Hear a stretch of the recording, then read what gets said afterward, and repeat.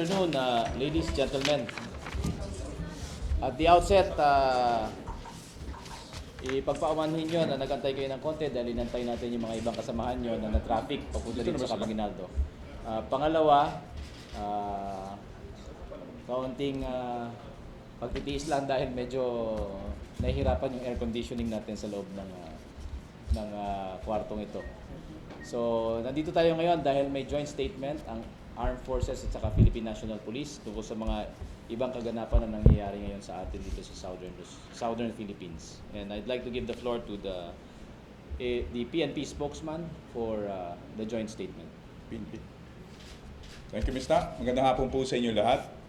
This is a joint PNP AFP statement in connection with the four hostages that were kidnapped in Samal Island. Maximum efforts are being exerted by a joint AFP-PNP task group to effect the rescue of 4 hostages who were kidnapped in Samal Island last October 2015. After the ASG announced the possible beheading of one of its hostages. This follows intensified anti-ASG operations in Basilan and Sulu in recent weeks. An estimated 400 Abu Sayyaf members and supporters are reportedly involved. President Aquino has directed Acting AFP Chief Glorioso Miranda and PNP Chief Ricardo Marquez to conduct appropriate military and law enforcement operation to effect the rescue of the hostages. The local authorities are instructed to extend cooperation to the Joint Task Group and ensure the safety of the citizens in the affected communities. Thank you. Questions may be directed to the AFP spokesman. Yes, George. The President has ordered appropriate operations for the rescue. So why just now, sir? Today is the deadline set by the PSG. Can you explain that further now? Gerg, the answer to your question is dated December. The operations in the area have been ongoing since last December, and this is a part and parcel of continuing operations, both military and law enforcement, that have been conducted by our military forces as well as our police forces in these areas. So it just so happened that we have to intensify this because of recent reports that we have to consider. However, details of operations, both military and law enforcement, we cannot divulge as of the moment in the interest of the safety of the victims. What's the situation, sir, in Sulu now? Can you tell us ng The intensified operations are ongoing. We have forces on the ground currently pursuing these bandits. The details, again, I would like to beg your indulgence. We cannot discuss in the interest of the safety of the victims. I think the deadline set by now. Do you have any information as to whether the four hostages were harmed by the officer? We have no updates as of the moment, and hopefully we get this following reports from our troops in the field. So this task group, sir, is this a new?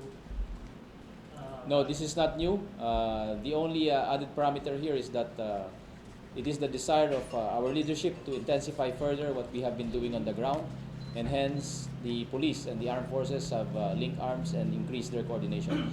Again, I would like to beg your indulgence. I cannot discuss details of existing mechanisms and activities on the ground, so that we keep the safety of our kidnapped victims at heart.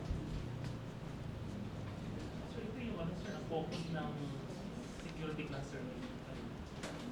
I cannot discuss that because I was not privy to all these discussions. But sir, the order was made by the President. The order has been given by the President since last December, following some of the incidents there. But the President has not lost his focus. He has been at this since December. So he has continuously been following up on operations on the ground, and has been one of the key factors why we should intensify it further more than what we have been doing the past few months. Pero siya, may reiteration ba yung Pangulo ngayong araw na ito, especially deadline today? Wala po, hindi po namin batid ang mga kaganapan at pag-uusap sa loob ng cluster. So, hindi po namin masasagot siya. Sir, how's the condition of the hostages? Were they still safe? The update that we got, all hostages are in good condition. That's also, So, of the other day. pero yung condition nila as of this day, no info. And we have no updates yet. Okay? If there are other matters you'd like to clarify, we are open to. Yung Sugaba as a police, As regard, may question kayo doon? Kalima? We're just waiting for the update by the regional director of Region 11. Pero, sir, we are hoping na within the day, mapabawi natin yung 5 police. We're hoping that as soon as possible, mababawi natin sila. But again, I think it's best to wait for the report of the regional director of PRO 11. sabi kasi, susundin na doon ni Mayor Duterte, mas after Wala pa tayong information as regard to that. But again, noong pa naman, nung sila ay na-abduct, we always hope na dapat may balik sila kaagad-agad sa atin. Yung the military, may idea kayo ba't si Mayor Duterte lagi yung pinag-release ng hostages natin? Di po kami mapag-komento dyan, pero nagkaroon na po ng mga previous na negotiation na nakatulong po siya. Kaya maaari pong nilapitan siya ngayon at nakatulong ulit. Pero sir, what do you make of this given that he's running for office? We remain non-partisan and I cannot comment because this is political in nature and the elections are, we are in an election period. What is the chief of the local crisis management committee? Is that- As local executive, he is the chief of the crisis management committee. Sir, how about the condition of some soldiers that were housed by the NPA in Region 10 and Caraga? We have not received any updates on the conditions of our AFP personnel in the hands of the NPA in that area. And we are hoping that just like the developments with the police that I have heard this afternoon, following your questions, that can be facilitated, the release can be facilitated as well. Sir, going back to the Samal victims, are you aware of any negotiations or ransom payment to secure the freedom of press? We are not aware of any of these arrangements. How about the concerns of Canada and the other countries involved in this? Our Foreign Affairs Department is continuously in touch with all these foreign embassies and their officials, and our Department of Foreign Affairs is providing them updates on efforts being conducted by the government. Okay? Yes, Jamie? Yes.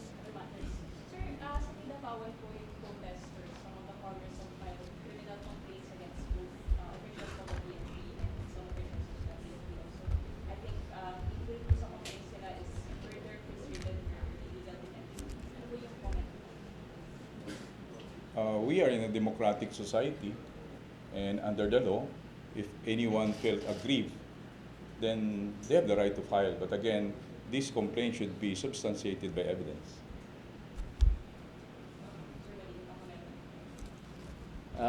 As far as we are concerned, there have been no armed forces of the Philippines personnel who have been involved in any of these incidents. Sir, pwede ako lang yung Samal. Sir, what's the prospect of the government getting these kidnap victims alive? Especially after our operations in Basilan, all-out offensives against the FDR. And, Gerd, I have to put back the question with another question. Let's just put into context that the primary motive of all these kidnap for ransom groups is something that you and I know. And without that motive getting into their hands, it lessens the possibility of any of these victims getting beheaded. you mean money, sir? Correct. Okay, thank you. Okay, any more questions? Any questions? If there More is none, again, we'd like to extend our appreciation for everyone's time, for taking the... Meron pa? Double back, sorry. Sir, you part of the security cluster meeting kanina with the Pinoy. Actually, ongoing pa rin po siya. As I mentioned a little while ago, we could not answer matters about the security cluster because we are not part of the security cluster. We are not participants in the security cluster, and we have not heard any of the discussions. Sir, basta sir, ito po ay from the security cluster yung ating portion. Ito po ay instruction na ginawa po ng ating Armed Forces at ng ating Philippine National Police na nanggaling po sa ating hepe sa Armed Forces at saka hepe po ng Philippine National Police. Kung ito po man ay may pinanggalingan pa iba, sila po nakakaalam. Sir, wala. Si General Miranda has been in Zamboanga since Saturday, and we believe that he is now in Sulu. So, sir, may relationship po ba ito dito sa kidnap victims natin? General Miranda went to the Western Mindanao Command to link up with our commander on the ground and to oversee some of our current activities in the area, Including, sir, the rescue of the victims. including all other activities that are ongoing on the ground. Sir, are you optimistic to rescue the remaining hostages before the election day? Because you need to focus on election duties and there's the problem of kidnapping in the area.